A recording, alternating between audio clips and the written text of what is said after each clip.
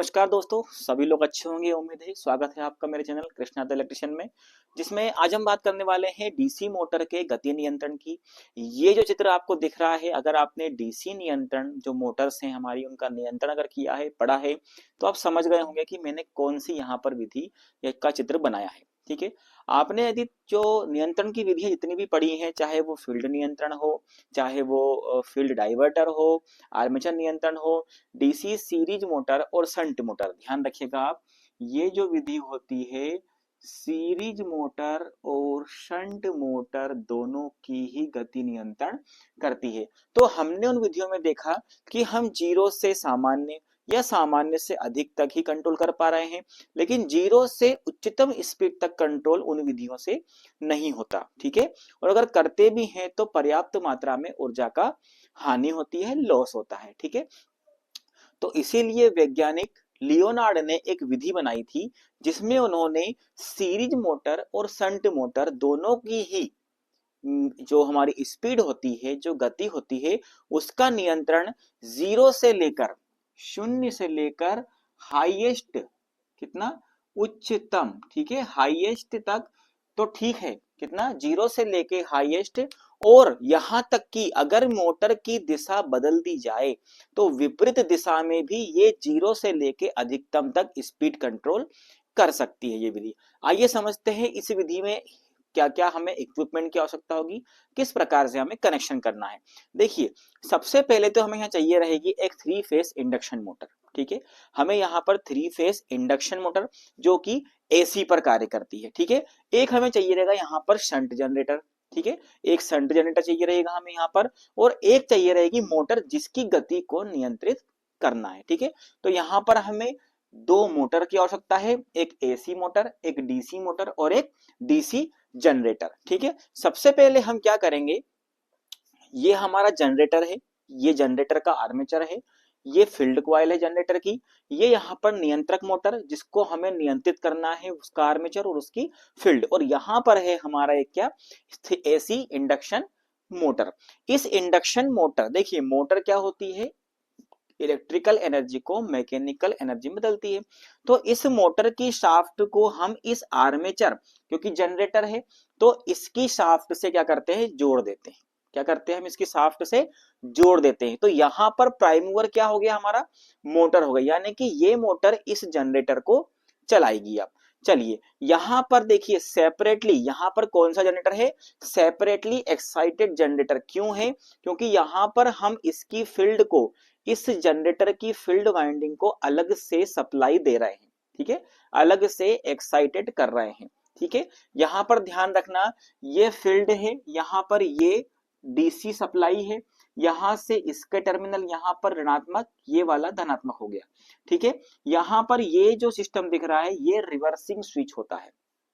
इसका कार्य क्या होता है हम इसके बारे में आगे समझते हैं। ठीक है, सबसे पहले हम जब इस जनरेटर को इस मोटर के द्वारा घुमाएंगे और इसकी फील्ड को हम अलग से जनरेट करेंगे, तो इसके अंदर क्या जनरेट होगा, वोल्टेज जनरेट होगा, यानी कि ईएमएफ जनरेट होगा।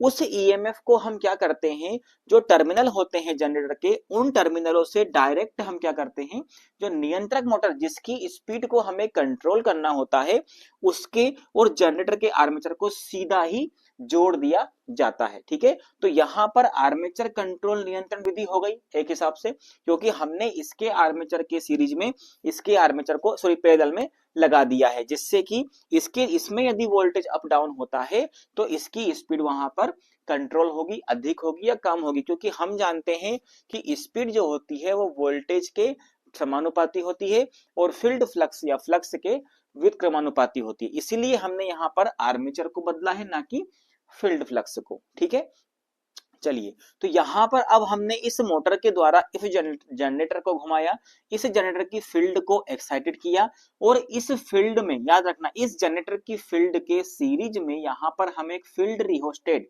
इसको वेरिएबल रेजिस्टेंस भी बोला जाता है, वो लगाते हैं। इसके माध्यम से हम फील्ड की रेजिस्टेंस को कम या अधिक करके इस आर्मेचर की स्पीड को कम या अधिक करते हैं। ठीक है, यहाँ पर ये जो आपको दिख रहा है इसको हम रिवर्सिंग स्विच बोलते हैं, जिसके अगर पोलैरिटी में यहाँ पर यहाँ से ना चेंज करके डायरेक्ट यहाँ से चेंज कर दूं तो मोटर की गति की दिशा उल्टी हो जाएगी, क्योंकि यहाँ पर जब यहाँ पर पोलैरिटी चेंज होगी तो हम जानते हैं कि डीसी शंट मोटर में यदि पोलैरिटी चेंज कर दी जाए तो मोटर की गति विपरीत हो जाती है। ठीक है, तो यहाँ पर हम क्या करेंगे, या तो आर्मेचर की बदल दें अपन या किसकी बदल दें, फील्ड की बदल दें। ठीक है, याद रखिएगा दोनों की ही नहीं चेंज करना है, सिर्फ आर्मेचर की पोलैरिटी अगर चेंज हो गई तो मोटर के घूमने की दिशा उल्टी हो जाती है। ठीक है, ये बात आपको ध्यान रखना है। तो यहाँ पर ये रिवर्सिंग स्विच मोटर की दिशा को बदलने के लिए होता है, जिससे जनरेटर भी उल्टा घूमने लगेगा और ये मोटर भी उल्टी घूमेगी। और हम जानते हैं कि वार्ड लियोनार्ड की विधि जो होती है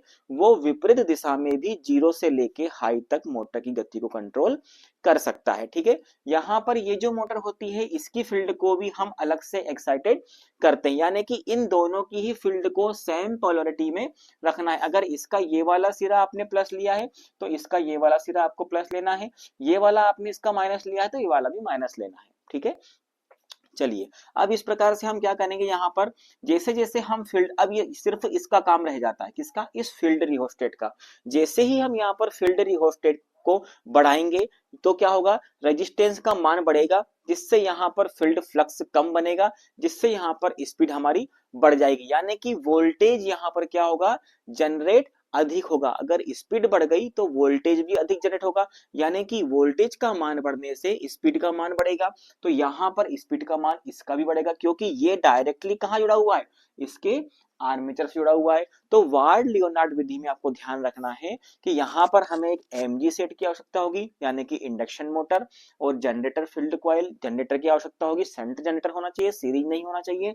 यहाँ पर ये सीरीज मोटर हो सकती है या कौन सी मोटर हो सकती है, हमारी शंट मोटर हो सकती है। ठीक है, ये सीरीज फील्ड भी हो सकती है या शंट मोटर भी हो सकती है। तो इस प्रकार से हम फील्ड रियोस्टेट को कम अधिक कर करके यहाँ पर आर्मेचर जो होता है उसमें यहाँ पर वोल्टेज कम अधिक करके स्पीड को कम या अधिक कर सकते हैं। अगर मैंने वोल्टेज यहाँ पर बढ़ाया तो हमारा स्पीड भी बढ़ेगी, वोल्टेज को कम किया तो स्पीड भी कम हो जाएगी। ठीक है, तो आपको यहाँ पर याद रखना है कि डीसी मोटर गति नियंत्रण में जो वार्ड लियोनार्ड विधि है वो 0 से लेके कितना, 0 से लेके उच्चतम तक और विपरीत दिशा में भी 0 से लेके अधिकतम तक गति को नियंत्रित करा सकती है। ठीक है, ये वो विधि होती है। इसमें रिवर्सिंग स्विच हम प्रयोग करते हैं पोलैरिटी चेंज करने के लिए, यानी कि दिशा को परिवर्तित करने के लिए। इसका उपयोग देखिए रोलिंग मिल में किया जाता है, बड़ी बड़ी फैक्ट्रीज में किया जाता है, जहां पर हमें स्थिर मान चाहिए होता है और वहां पर लोड बदलता रहता है। ठीक है, क्या होता है, वहां पर लोड